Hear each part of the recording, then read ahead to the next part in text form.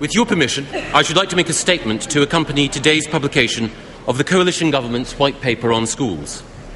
England is fortunate that we have so many great schools, so many superb teachers, and so many outstanding head teachers. Their achievements deserve to be celebrated, and I was delighted that last week the Prime Minister and I were able to meet hundreds of the very best school leaders in Downing Street to congratulate them on their work and welcome their commitment to the Academy programme. We're fortunate indeed that our school system has so many important strengths, but our commitment to making opportunity more equal means that we cannot shy away from confronting weaknesses. We are failing to keep pace with the world's best-performing education nations. In the last 10 years, we've slipped behind other nations, going from 4th in the world for science to 14th, 7th in the world for literacy to 17th, and 8th in the world for mathematics to 24th.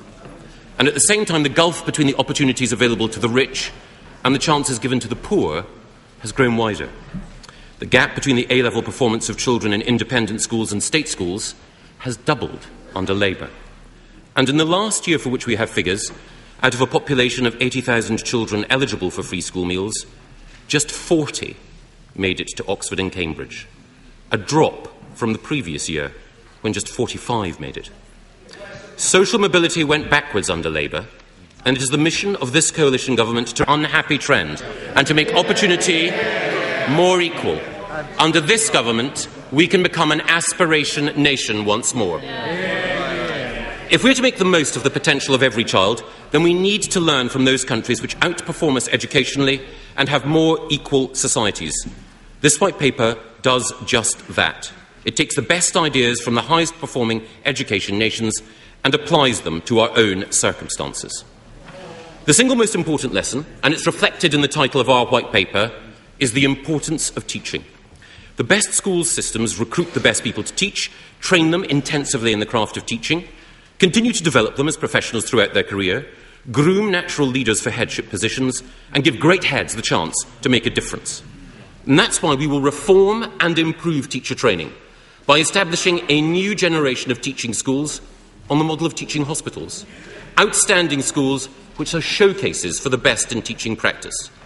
We'll also invest in doubling the number of top graduates who enter teaching through Teach First, and we'll create a new programme, Teach Next, to attract high performers from other professions into teaching.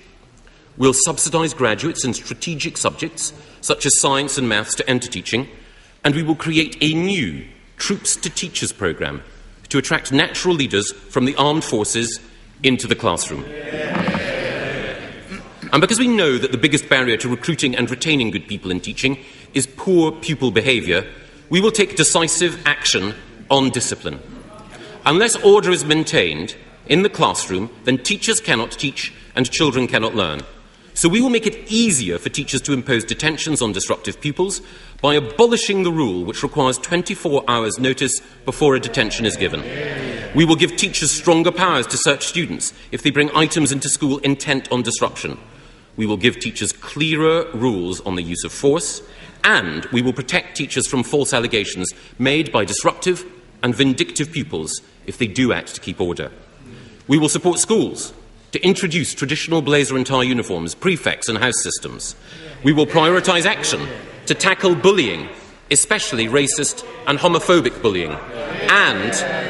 And we will make it easier for schools to exclude disruptive children without the fear of seeing excluded children reinstated over their heads. And we will improve education for troubled young people by bringing in new organisations to run alternative provision for excluded pupils. By improving behaviour, we can then free teachers to raise standards.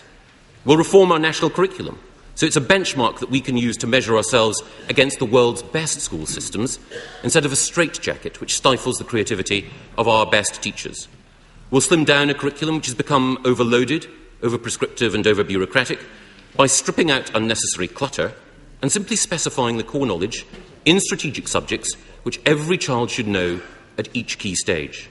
That will give great teachers more freedom to innovate and to inspire, and will support their drive to raise standards for all by reforming our examinations. We'll reform assessment in primary schools to reduce teaching to the test. We'll make GCSEs more rigorous by stripping out modules, And we will make GCSE performance tables more aspirational by judging schools on how well all students do, not just in English and maths, but also in science, modern languages, and the humanities like history and geography. And we will also reverse the last government's decision to downgrade the teaching of proper English by restoring the recognition of spelling, punctuation and grammar in GCSEs.